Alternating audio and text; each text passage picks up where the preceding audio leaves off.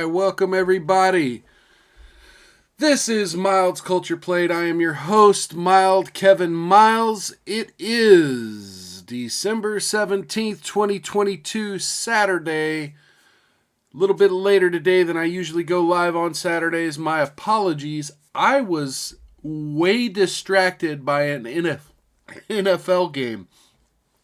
If y'all were watching that Vikings-Colts game, you know exactly what I'm talking about. One of the craziest comebacks in NFL history. It's all rigged, so obviously, but it's still entertaining. Anyway, today we have an interesting show for y'all. We have more of the Twitter files. No, it isn't. It isn't Fauci stuff. It's FBI involvement. And so this is going to be an interesting show today about the involvement of the deep state in things going on in the world, because we also had the FBI files, the JFK files, pardon me. We had the JFK files be released, and of course, not all of them were released. There were some that were released with less redactions than they were previously released. There were some that were still held back by the National Archives and by the Biden administration for national security purposes, allegedly. Not sure what, JFK assassination almost 50 years ago has to do with the national security of our country today, unless it's, perhaps obvious that certain government agencies were involved, which there was a whole segment on Tucker Carlson about that. We'll be getting into I'll be breaking down a little bit of that Tucker Carlson segment. It's a 7-minute segment. I'll try to go through some of it. I'm not sure we'll get through it all, but we'll get through the Twitter files. I'll talk a little bit about my own personal journey in discovering my opinions on the JFK assassination, and we'll just keep it kind of casual. That's the whiskey I drank last time. I'll set it aside over here, because the whiskey we have today is going to be an Irish whiskey. I know I've told you folks I'm not a huge fan of Irish whiskeys, and because I have told y'all that I'm not a huge fan of Irish whiskeys, I've had a lot of people suggest to me Redbreast. So today we've got Redbreast 12, going to be the whiskey of the day. I'm going to be giving a little shout out here in just a moment. Let's see. Sorry, I need to do something real quick before we get things rolling super fast. But yeah, definitely going to be drinking some Redbreast 12-year, triple distilled and matured in the finest oak casks. Rich mix of dried fruit and spice with toasted oak and sherry undertones. So we're going to be tasting this here in just a moment. And then I'm going to be giving a shout out, giving a little toast. And then we'll get right into the Twitter files, part 6. And I'll be giving a breakdown of those right after I pour me some whiskey here. Got the top coming apart here. Well, it doesn't come apart enough. They keep it nice and secure so that nobody spits in your whiskey, I guess. But yeah, so congratulations to the Minnesota Vikings for pulling off a huge comeback victory. They were down 33-0 at halftime to tie it up 36-36 at the end of regulation, go into overtime, and of course won it with a field goal with something like 30 seconds left in overtime. It was insanity. So that's where I've been. Sorry the show is late today. I want to give a toast once again to Nick Rekieta. Yesterday was his birthday. So happy birthday. Gonna give you a toast. Ooh, that does smell good.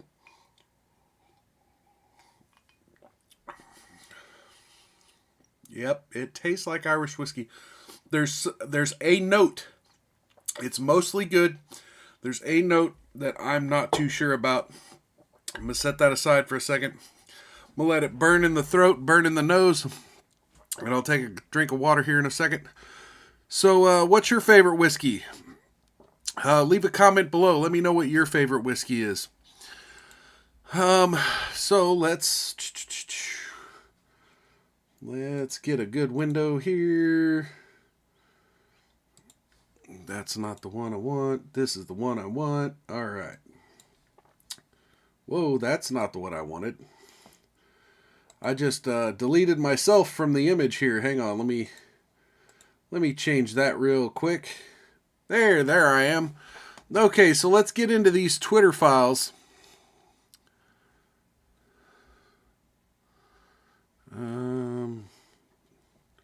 Hang on, let me move this over just a little bit where you're not seeing all my...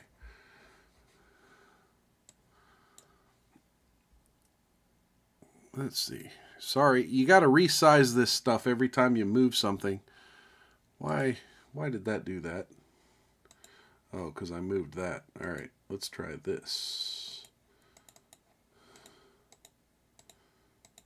Okay, I think that'll work. Hey, it worked. Okay, so here we go. The Twitter Files Part 6. Twitter, the FBI subsidiary. The Twitter Files revealing more and more every day about how the government collects, analyzes, and flags your social media content.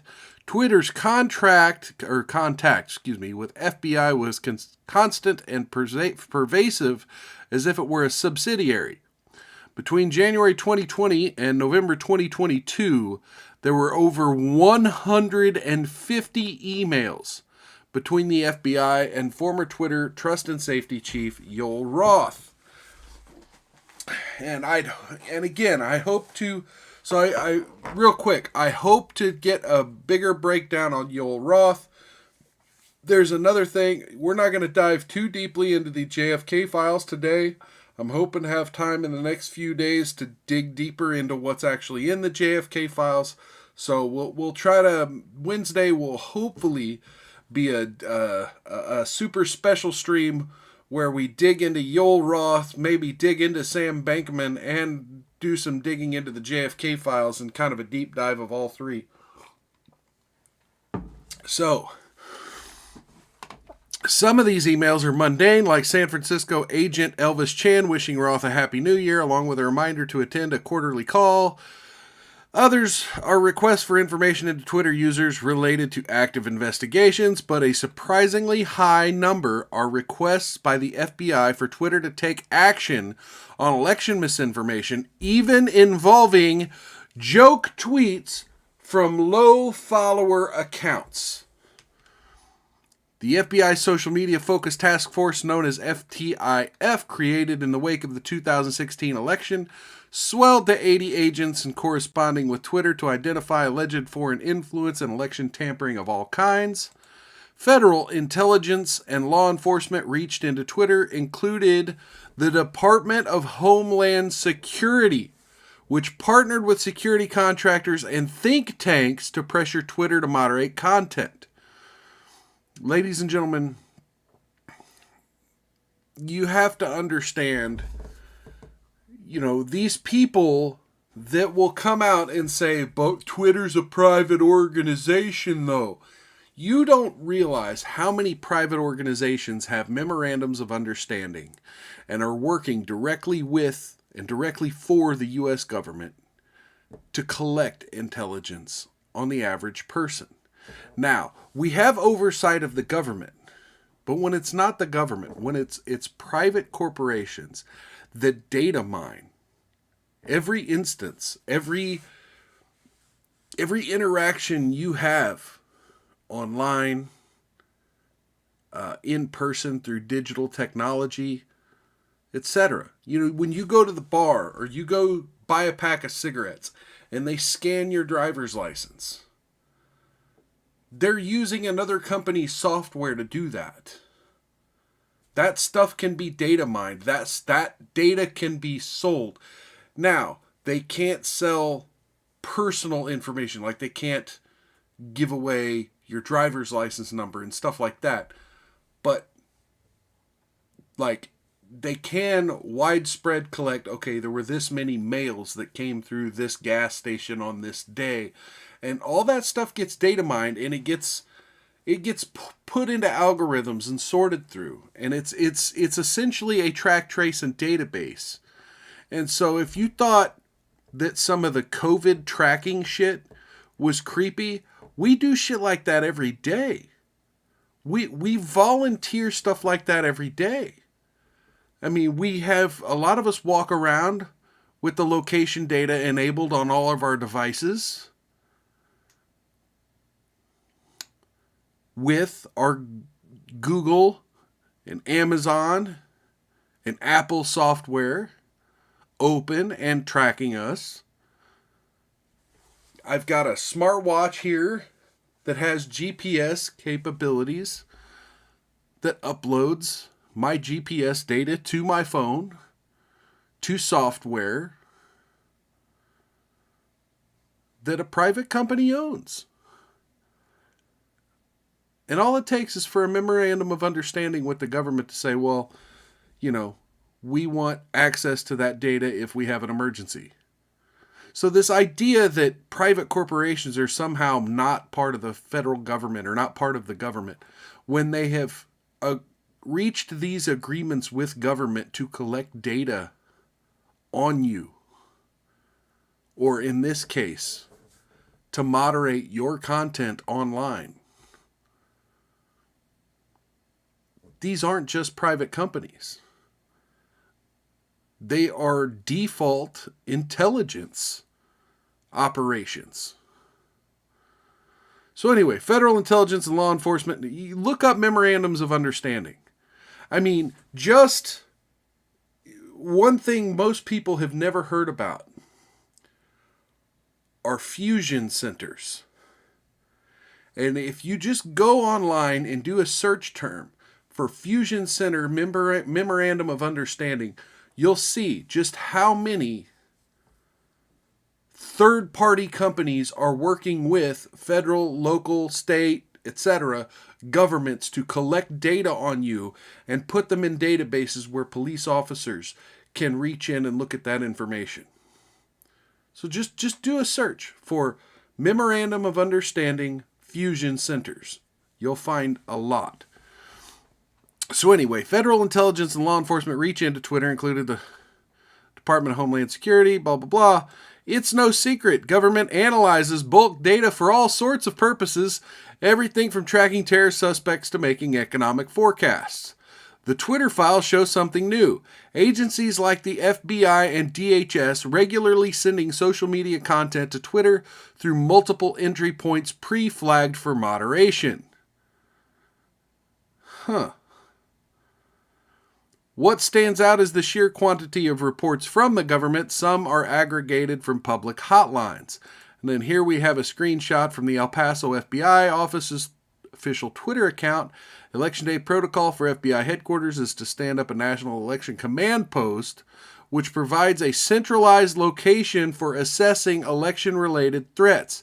Status reports and complaints are tracked. Have a tip, send it here. Uh-oh. Okay.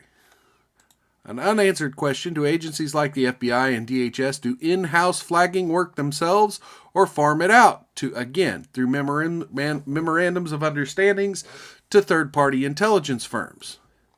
You have to prove to me that inside the fucking government you can do any kind of massive data or AI search, says one former intelligence officer. Hello, Twitter contacts. The master canine quality of the FBI's relationship to Twitter comes through in this November 22 email, which FBI San Francisco is notifying you it wants action on 4 accounts.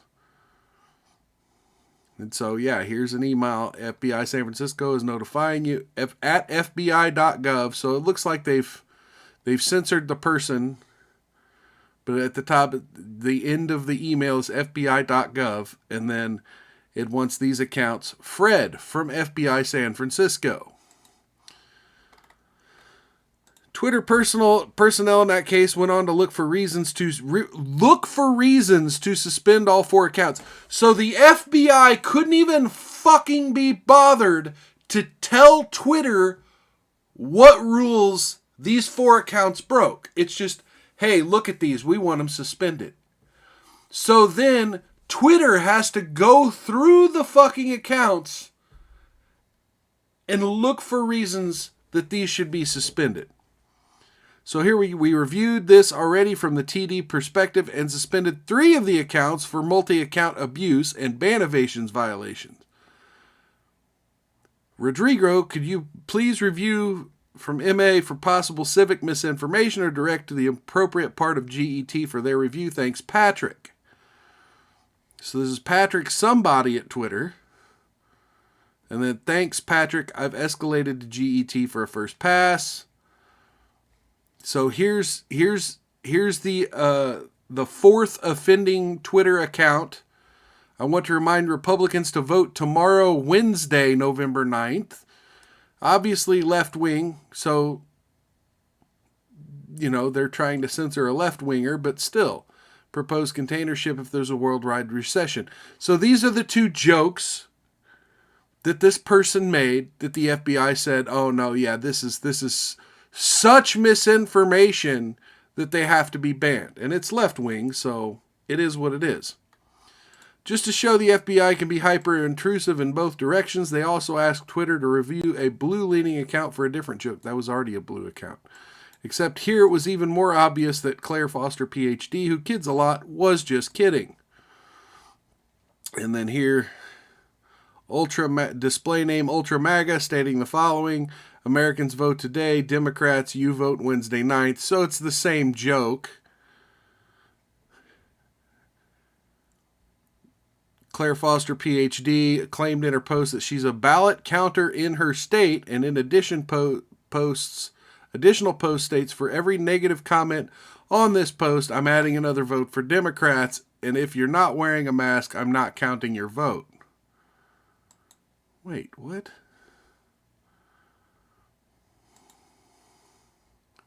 Okay, Byram Wade was the right leaning, and this is a left leaning. Okay. So yeah, I mean, look, I don't think somebody should be joking about being a poll worker and committing fraud. Like, that's not a joke. I don't think those jokes should be happening. But it shouldn't be the fucking FBI digging for them and asking Twitter to delete them. I think people should just flag them as they normally would flag a tweet, and the Twitter moderation team should be doing its fucking job. Anyone who can discern obvious satire from reality has no place making decisions for others or working for the feds, said Claire Foster, PhD, when told about the flagging.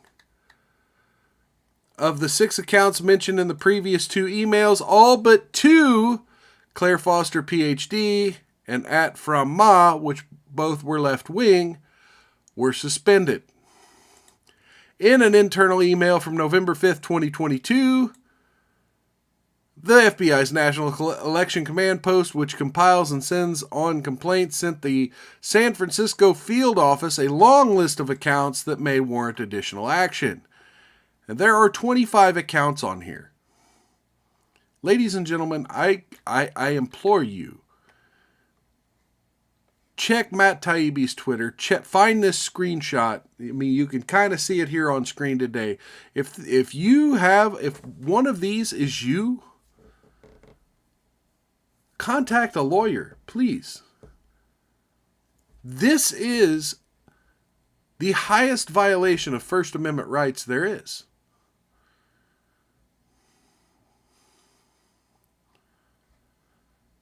Coordination between San Francisco and Twitter to determine whether the accounts identified below have violated Twitter's terms of service and may be subject any actions deemed appropriate by Twitter. The issuance of preservation letters regarding the accounts identified below in order to preserve subscriber information and content information pending the issuance of legal process. Any location information associated with the accounts that Twitter will voluntarily provide to aid the FBI in assigning any follow-up deemed necessary to the appropriate FBI field office. And then there's the 25 accounts. Please let us know if you need any additional information to process this request by replying to this email. Thanks, Michael. Agent Chan passed the list on to his Twitter folks. Elvis Chan, Assistant Special Agent in charge, FBI San Francisco Cyber Branch. Twitter folks, please see below list of Twitter accounts which we believe are violating your terms of service by disseminating false information about the time, place, or manner of upcoming elections. Let us know if you decide to take any accounts based on our tipper to you. Also, let us know if we need to issue a preservation letter as we intend to serve legal process for these accounts. Thanks for your consideration. Regards, Elvis. Twitter then replied with its list of actions taken. Note, mercy shown to actor Billy Baldwin.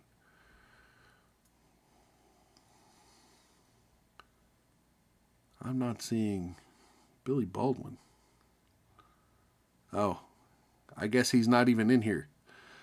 So, permanently suspended for policy violations, and there are 7 here.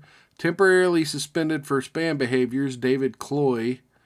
1, 4, 5, 6, 7, 8, 9 accounts bounced for civic misinformation. Had tweets bounced for civic misinformation policy violations. So 9 plus 8 is 17. That's not 25. Interesting. Many of the above accounts were satirical in nature, nearly all with the exceptions of Baldwin and RSB Right Side Broadcasting Network, were relatively low engagement. Some were suspended, most with a generic thanks Twitter letter. When told of the FBI flagging, Lexi Tola replied, "My thoughts initially include 1, seems like a prima facie First Amendment violation, and 2, holy cow, me an account with the reach of an amoeba, and 3, what else are they looking at?" Well, you've got 1,500 followers. Make that 1,501. 1,541. Okay. I can't believe the FBI is policing jokes on Twitter. That's crazy, said Tiberius444. Go ahead and follow you too. In a letter to Deputy General Counsel and former FBI lawyer Jim Baker, September 16, 2022, legal exec Stacia Cardile outlines results from her soon-to-be weekly meeting with Homeland Security, DOJ, FBI, and the Director of National Intelligence. Okay, I'm not going to read all of that, but account security upgrades, civic integrity labeling. So they're trying to institute a lot more direct from government. Well, number 1 here is government and industry sync. Okay, right there it is. The thing I started off this whole fucking Twitter Files rant with. Right there. Government industry sync. Right there in black and white. Number 1. Twitter wants a nice, loving relationship with your government and will hand over your information. The previous management of Twitter was ready to hand over anything that had to do with you, even if it meant banning you from Twitter, in order to make the government happy.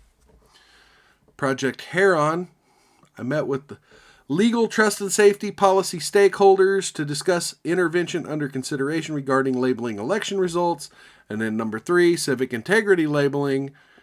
So expanding on labeling, vote by mail claims, account security upgrades, high-risk politician and journalist accounts will be prompted to upgrade their security settings. Board update. I worked closely with Matthew on additional edits to the board narrative in the accompanying chart. And then there were escalations. Responded to DHS regarding information they provided on a Facebook operation. We found no analogous activity. So right here, it's the FBI asking Jim Baker to look into things. In addition to the comms work on security upgrades, blah, blah, blah. Twitter exec writes she explicitly asked if there were impediments to the sharing of classified information with industry. The answer, FBI was adamant no impediments to sharing exist. So, the FBI essentially gave their agent free rein to give Twitter any information they need about you in order to make their decision to ban you.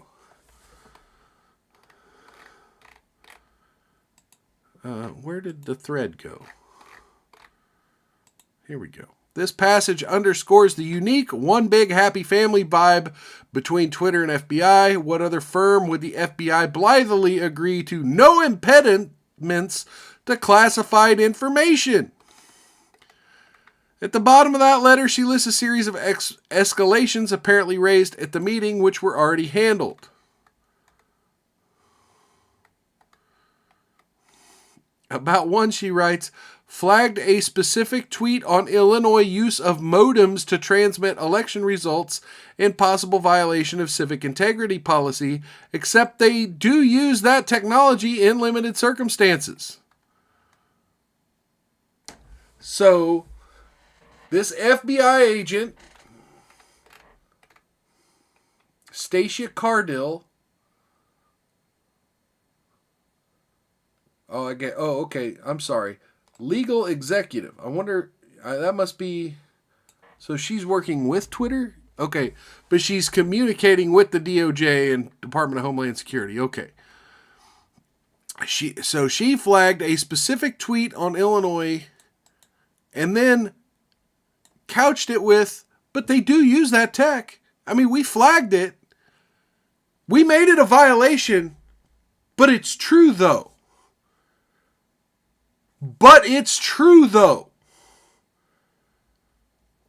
We flagged that as misinformation, but it's true though. Admits it in the fucking email. Another internal letter from January 2021 shows Twitter execs processing an FBI list of possible violative content tweets. So again, if you're one of these 1, 2, 3, 4, 5 different Twitter accounts, get a lawyer. Unified Escalations, UE@twitter.com. US Escalations, escalations@twitter.com.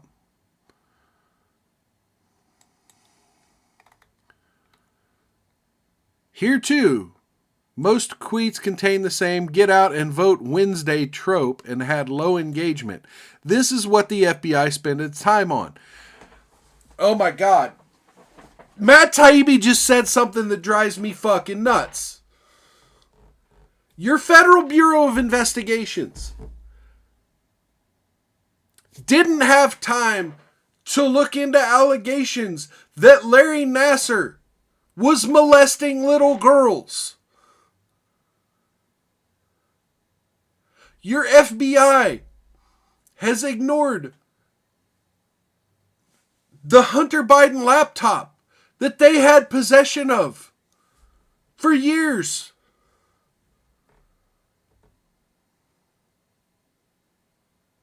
Your FBI doesn't have time for that shit. But they have time to flag your jokes on Twitter. They have time to flag your get out and vote Wednesday jokes on Twitter. Your fucking wine mom jokes are more important to the FBI than Larry Nassar raping little girls, allegedly,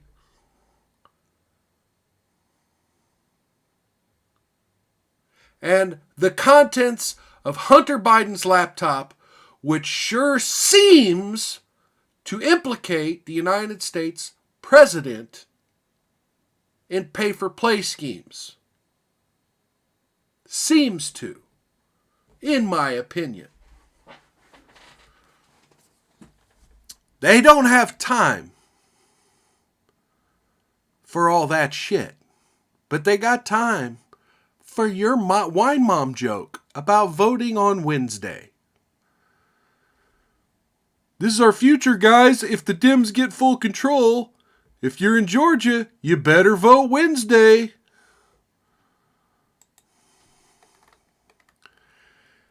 In this March 2021 email, an FBI liaison thanks a senior Twitter executive for the chance to speak to you and the team, then delivers a packet of, quote, products.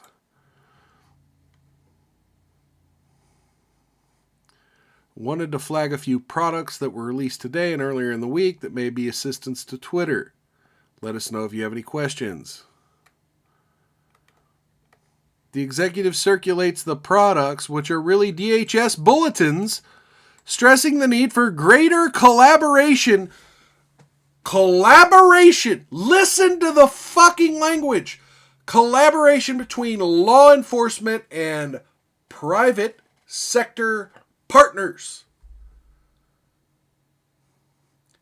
If you think there are actual barriers between intelligence officials in the government and intelligence collectors outside of the government, you're fooling yourself. They're working together. They admit it all the time. So this idea, again, going back generations about fascism or communism. Fascism is when corporations take over the government. Communism is when the government takes over business. And they all work as an orgy to be a totalitarian state to fuck you over. This here, I don't care if you call it fascism. I don't care if you call it communism. But it is government and corporations working together to fuck you in a totalitarian fashion. Please see the products the FBI Office of Public Sector just provided to us. Feel free to share with your teams. Iranian influence efforts, domestic violence extremist threat to persist, and Russian malign influence use of permissive social media platforms. Ooh, use of permissive social media platforms. Social media that lets people express themselves. The Russians are going to use that to influence. Come on, people. Come on, FBI. DHS. Yeah, DHS is... Come on. Seriously. Ubiquity of 2016 Russian interference story as stated pretext for building out the censorship machine can't be overstated. It's analogous to how 9/11 inspired the expansion of the security state. So yeah, here's the Russian malign influence of... Whew, I'm getting hot, folks. While the DHS and its products pans permissive social media for operational advantages to Russia, it also explains that the domestic violent extremist threat requires addressing information gaps. Information gaps and challenges associated with the individualized nature of radicalization can be partially mitigated with increased collaboration between law enforcement, terrorism prevention efforts, and private sector partners. We judge these partnerships would improve our ability to detect changes in DVE trends and provide early warning of potential attacks. Yes, domestic violence extremism rises in the absence of information. But when your answer is to lie to the American people and censor people You think that's going to stop radicalization? You think extremists, quote unquote extremists, aren't going to sniff that shit out? You think they're not going to use it as a bigger recruiting tool? You're fucking fools.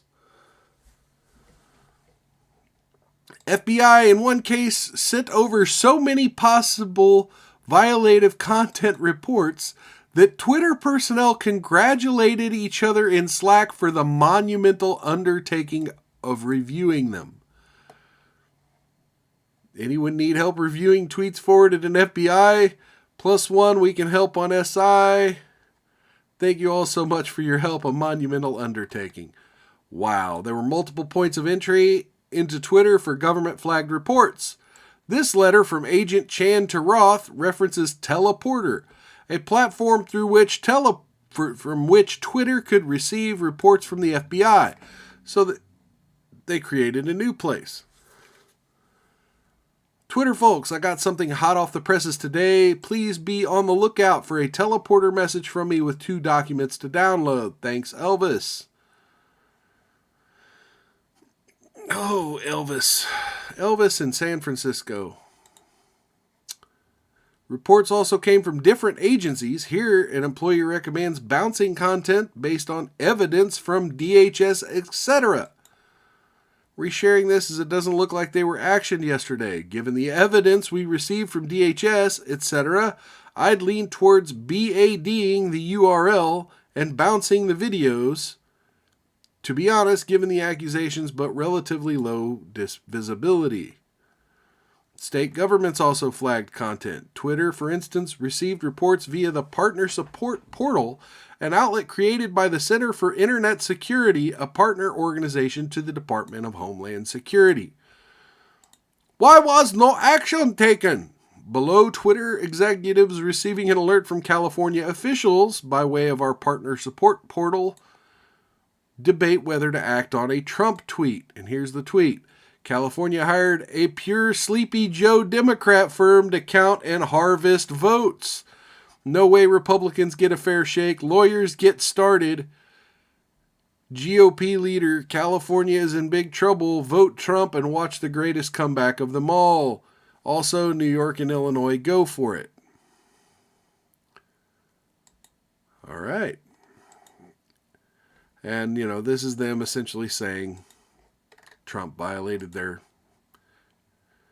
Here, a project was reported by Election Integrity Project at Stanford, apparently on the strength of information from the Center for Internet Security, CIS. This is a long and legal-heavy video, but essentially it claims that Pennsylvania election workers opened the inner envelopes on ballots before Election Day and called people to correct ballots prior to Election Day. According to CIS, escalated via EIP, the video misrepresents Pennsylvania law, the Pennsylvania Supreme Court decision, and the affidavits shown in the video. Thoughts on how to handle this one? The law doesn't prohibit curing, it prohibits curing prior to 7 a.m. on Election Day. The author misrepresents this by saying that officials can't contact voters, whereas they can't do so until pre-canvassing starts. The author misrepresents the Supreme Court decision, by stating voters are not forbid from curing ballots. Supreme Court simply stated the law that didn't require officials to offer an opportunity to cure. On affidavits, these folks were contacted about having an opportunity to cure a ballot. None of the examples do affidavits state that the election official called them and said the voter's specific ballot needed curing. The author of the video misrepresented this and claimed otherwise. Well, why would election officials... Okay, I'm not going to say that on YouTube. Never mind. If that's confusing, it's because the CIS is a DHS contractor. Private organization working for the government. Describes itself as partners with the Cyber and Internet Security Agency at the DHS. The EIP is one series of government affiliated think tanks that mass review content, a list that also includes the Atlantic Council's Digital Forensic Research Laboratory and the University of Washington Center for Informed Policy.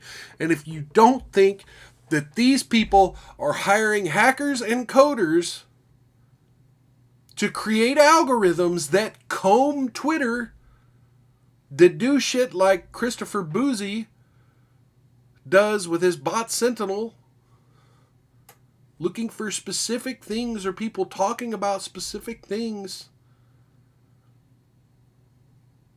Anyway. Moving on. 44, the takeaway. What most people think of as the deep state is really a tangled collaboration of state agencies, private contractors, and sometimes state-funded non-governmental organizations. The lines become so blurred as to be meaningless, which is exactly what I've been saying this whole time, folks. Twitter Files researchers are moving into a variety of new areas soon. Watch Barry Weiss, Michael Schellenberger, and this space, Matt Taibbi, for more soon. I don't know how far we're going to get into this JFK stuff. It's already 42 minutes into the show. Oops. Shit. Sorry. Didn't mean to get you in my homepage watching green texts. So let's go ahead and bring that back up for just a moment and appreciate this joke. Wake up, get Burger King for breakfast, get to work, shit myself, go home, sleep, do it all over again. Is this all there is to life?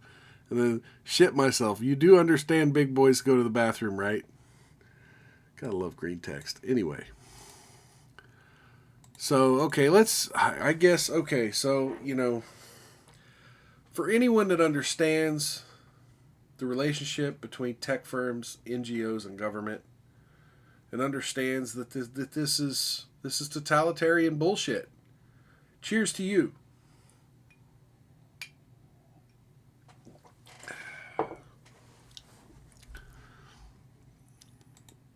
Yeah, there's something about that I just don't... There's something about that that's really fucking good. But there's just one note that sours it for me. Anyway, let's bring up Tucker. I might wind up watching the whole thing. This may be I may not be able to get to any of the other topics today because I'm going to go ahead and...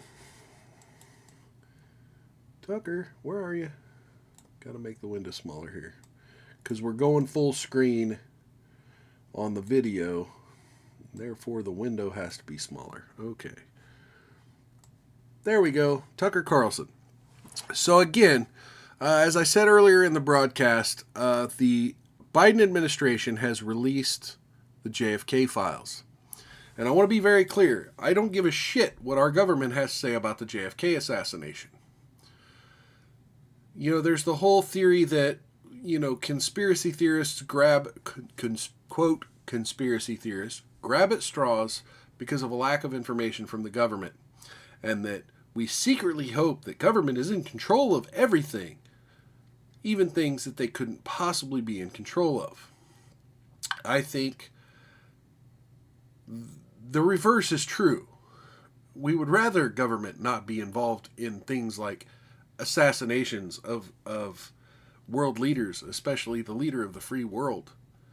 But when something like this happens, and 50 years later, the information surrounding it is still not forthcoming, you're still not telling us the truth, the whole truth, and nothing but the truth, as you would expect me to do if I were in one of your courts of law, if I were having to explain where I was the day of someone important in my life being murdered.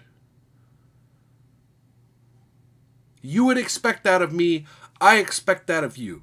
I expect the truth, the whole truth, and nothing but the truth. But instead, here we are 50 years out, still getting tricklets of information sprinkled out piece by piece. And you won't just dump the files. Just dump the files. You're telling me that there's a problem with Homeland Security. If there's a problem with Homeland Security 50 years after a murder, and you expect me not to believe that that has something to do with a conspiracy inside the government. So that's that. But let me be even clearer, okay? There's several documentaries out there. There was the whole 7-part series put together by the History Channel that has now been memory holed. You can't find it anymore. You have to dig it from the deep annals of the internet. There are several JFK documentaries out there. If you dig hard enough, you can find so many documentaries. From the craziest of the crazy to the most plausible. And all they're doing is digging up information and saying, this doesn't make sense with this if you believe the government story. Everything from analysis of the Lincoln, the car, the limo that the president was sitting in when he was shot, to the angle through the tree that wasn't there in 1963. So I implore my audience, go out and find some documentaries on the JFK assassination. Go listen to some conspiracy theories and try your damnedest to debunk them. From the autopsy photos and image experts who say when they've looked at the original autopsy photos. Now, they didn't have Photoshop in 1963. In order to edit them, they'd have to splice together images and recreate them physically. And there are people who have said that such things may or may not have been done with the JFK autopsy photos. Just go do a little bit of research. In the meantime, let's hear what Tucker Carlson has to say about one of his sources. Tucker Carlson tonight. So not long after Jack Ruby shot Lee Harvey Oswald on camera in the basement of Dallas Police Headquarters, a lot of Americans started to have some questions about the Kennedy assassination. It was, you'd have to admit, a pretty extraordinary sequence of events. A lone gunman murders the President of the United States, and then, less than 48 hours later, that lone gunman is himself murdered by another lone gunman. What are the odds of that? It's one thing if you get struck by lightning, rare but possible. But if every member of your family also gets struck by lightning all on different days, you might begin to suspect these are not entirely natural events. But if you and a family member get struck by lightning 2 days apart, that's really unlikely. Anyway, mind you, JFK's brother would be assassinated by another lone gunman just a few years later. But replied the U.S. government, they are. This bizarre chain of killings was all entirely natural. So less than a year after the JFK assassination, the Johnson White House released something called the Warren Commission Report. And the report concluded that while their motives remained unclear, both Lee Oswald and Jack Ruby had acted alone. No one helped them. There was no conspiracy of any kind. Case closed. Time to move on. And many Americans did move on. At the time, they had no idea how shoddy and corrupt the Warren Commission was. It would be nearly 50 years before the CIA admitted under duress that, in fact, it had withheld information from investigators about its relationship with Lee Harvey Oswald. Yeah. Look, you know, if you're new to this sphere of debate and thought, I mean, again, please go find some of these documentaries. In fact, I'll say it right now. Go to mild.locals.com. Hopefully, in my research of the Twitter files, I'm going to try my damnedest to dig up that 7-part History Channel series and share it with you folks. So if you're interested at all in the JFK assassination. Now look, I want to be clear. About 7 years ago, I took a trip to Dallas, Texas. And I went through their bullshit tour of the museum and looked through their propaganda. And I had a nice conversation with some folks standing outside talking about the real events that happened that day. I got a good look at the grassy knoll and the fence. Folks, you may wonder, why is this important so many, almost 60 years later? Excuse me. Why is this so important almost 60 years later? Because if they would have done it then, imagine what they'll do now to a sitting president. My last broadcast, I went on a rant about them censoring the ability for the sitting president to speak on a digital platform. Mind you, if Twitter and Facebook and the mainstream media weren't around in 2020, the powers that be might have decided that bullets may have been necessary, and that's unfortunate. Nobody wants a democracy to shift this way. You're supposed to change leaders via ballot. But not even then, at coup the time, d'etat. before that was known, the government's explanation didn't seem entirely plausible, and some people started asking obvious questions about it. It was at that point, as Americans started to doubt the official story, that the term conspiracy theory entered our lexicon. As Professor Lance DeHaven Smith points out in his book on the subject, the term conspiracy theory did not exist as a phrase in everyday American conversation before 1964. And between the In 60s and 1964, 80s, the it year all the became Warren about Commission issued aliens its and report, Bigfoot. The New York Times published 5 stories in which conspiracy theory appeared. Now today, of course, the term conspiracy theory appears in pretty much every New York Times story about American politics. It's wielded, now as then, as a weapon against anyone who asks questions the government doesn't feel like answering. But despite 60 years of name-calling, those questions have not disappeared. In fact, they have multiplied with time. And here's one of them. In April of 1964, a psychiatrist called Louis Joylan West visited Jack Ruby in his isolation cell in a Dallas jail. According to West's written assessment, he found that Jack Ruby was, quote, technically insane and in need of immediate psychiatric hospitalization. Those are conclusions. Sound like MK Ultra to anyone else? Sure does to me. You know what? Cheers to that. But yeah, like I was saying, they created the term conspiracy theory so they could lump JFK, 9/11, and other government ops. I mean,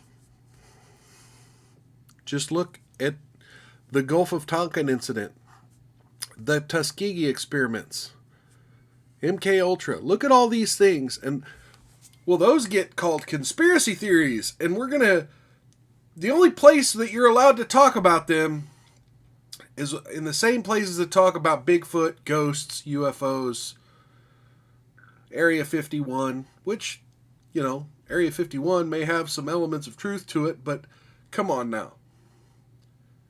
Seriously.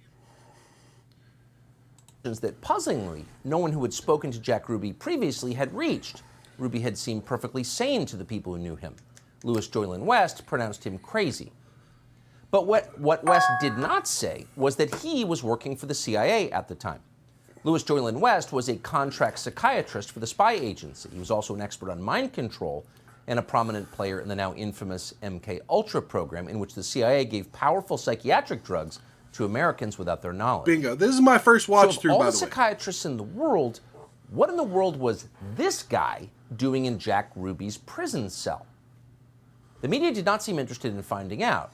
In fact, the New York Times, in an extensive 1999 obituary of West, never mentioned the fact that he had worked for the CIA, much less his time in Jack Ruby's cell. Bingo, bingo, bango. By the way, there's 5 minutes left of almost 5 minutes, or 4 or 5 minutes left of this file. There's only 5 minutes left of my show. I'm going to go long, folks.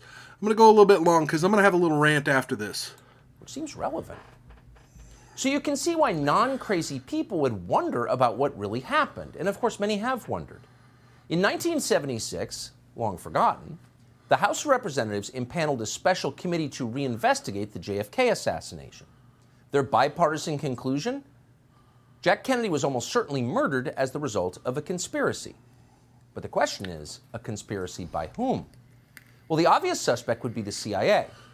Why else would the agency withhold critical evidence from investigators?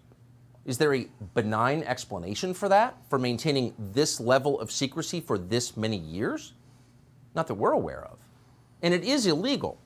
In 1992, Congress passed the President John F. Kennedy Assassination Records Collection Act. And that act mandated full disclosure of all documents by 2017.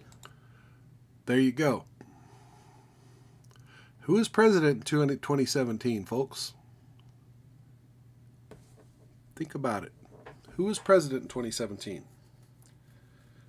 Your buddy, Donald Trump. Your boy. Now, granted, there were a lot of presidents between 1992 and 2017 that could have released these records, and I don't hold them innocent either. But let's face it, if you do a quick online search of Bush JFK, you might find some interesting information. 54 years after JFK was killed. The last administration promised to comply fully with that law, but under intense pressure from CIA Director Mike Pompeo, withheld in the end thousands of pages of CIA documents. Today, this afternoon, the Biden administration did exactly the same thing. That would be thousands of pages of documents after nearly 60 years, after the death of every single person involved. But we still can't see them. Clearly, it's not to protect any person. They're all dead. It's to protect an institution. But why? Well, today we decided to find out. We spoke to someone who had access to these still hidden CIA documents. Whistleblower. Be very fucking careful. I want this person to know that the fact that their name is not being used means they need to hurry up and collect a lot more dirt and go fucking public quick. Because they're going to find you. This is scary shit you're doing. Going to the media. The person was deeply familiar with what they contain. We asked this person directly, did the CIA have a hand in the murder of John F. Kennedy, an American president? And here's the reply we received verbatim. Quote, the answer is yes. I believe they were involved. It's a whole different country from what we thought it was. It's all fake. It's hard to imagine a more jarring response. What's all fake? Just JFK? Or all the shit, all the conspiracy theories? All the things the media says to us? Now, again, I'm not saying the media lies 100% and that nothing they say is of any factual basis whatsoever. I'm not going down that path. I'm not going full 1984, but it's all fake. That's an interesting phrase for someone inside the CIA to be leaking to the press. Than that. Again, this is not a, quote, conspiracy theorist that we spoke to. Not even close. This is someone with direct knowledge of the information that once again is being withheld from the American public. And the answer we received was unequivocal. Yes, the CIA was involved in the assassination of the president. Now, some people will not be surprised to hear that. They suspected it all along. But no matter how you feel about or what you thought about the Kennedy assassination, pause to consider what this means. It means that within the U.S. government, there are forces wholly beyond democratic control. These forces are more powerful than the elected officials that supposedly oversee them.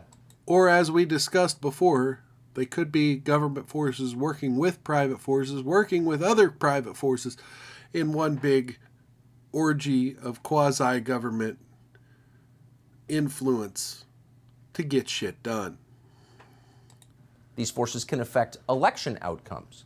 They can even hide their complicity in the murder of an American president. In other words, they can do pretty much anything they want. They constitute a government within a government, mocking by their very existence the idea of democracy. As cynical as we have become after 30 years of watching government officials ignore the voters who employ them, we were shocked to learn this. It's not acceptable. Americans have trusted their government less with every passing year since the killing of John F. Kennedy. Maybe this is why. And people have known this for a long time. The people who knew would include every director of the CIA since November of 1963. And that list would include Obama's CIA director, John Brennan, one of the most sinister and dishonest figures in American life. That list would also include, we are sad to say, our friend Mike Pompeo, who... Yeah, Pompeo, Brennan, they're all fucking corrupt. But look, I want to point something out here.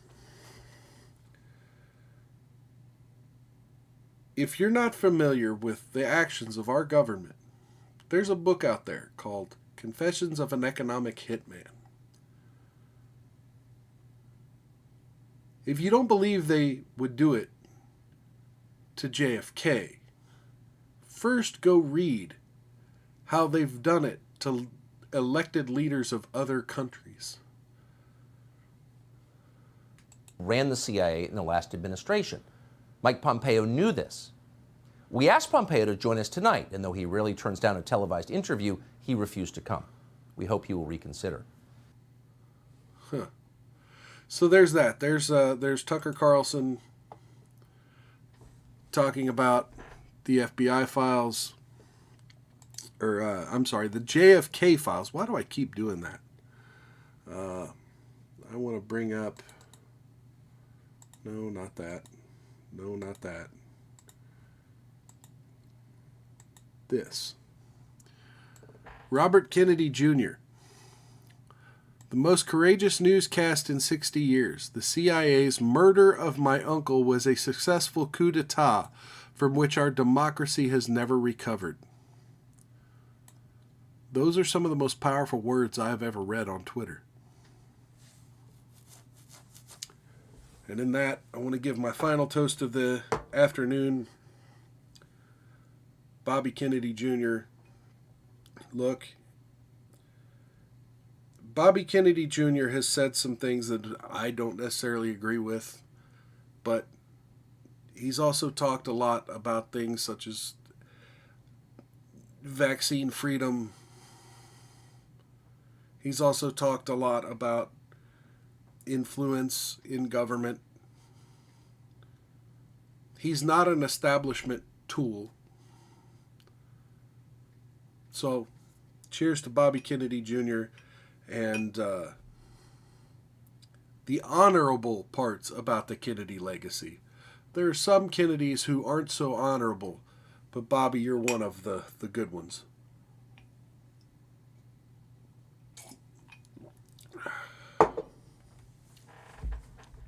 On that note, I'm going to start wrapping things up. Thank you for stopping by.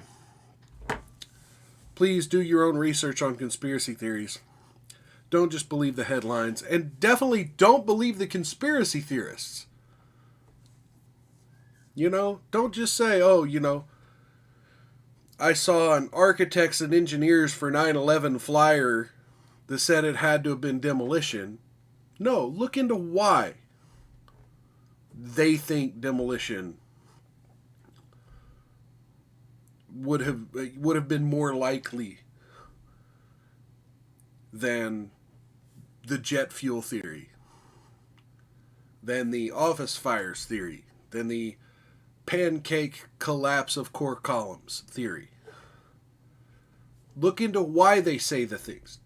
I'm not telling you to believe conspiracy theorists. Do not believe conspiracy theorists. Go read the official narrative. Go read the conspiracy theories and look into the data. Look into the facts. Look into the visa situation in Saudi Arabia in the months leading up to 9/11. Look into the bills that JFK was promoting and signing and the executive orders he was issuing in the months leading up to his assassination. Just for God's sakes, look into the things yourself. Don't believe me. Don't believe conspiracy theorists on the internet. And don't believe your mainstream media and government. Because everyone I listed, including myself, might have a reason to lie about it. Believe your own eyes. And even when you don't believe your own eyes. You know, there's a motto I like to say that is the basis for this show. You can show me all the data in the world, but if that data conflicts with common sense, philosophy, and what's right with the world, then it's useless data. You could tell me all day long about how many lives we need to save by forcing people to do things as a government. But as soon as you mention government force, you're already on the wrong philosophical end of the conversation. And mind you, I mean government force on innocent people.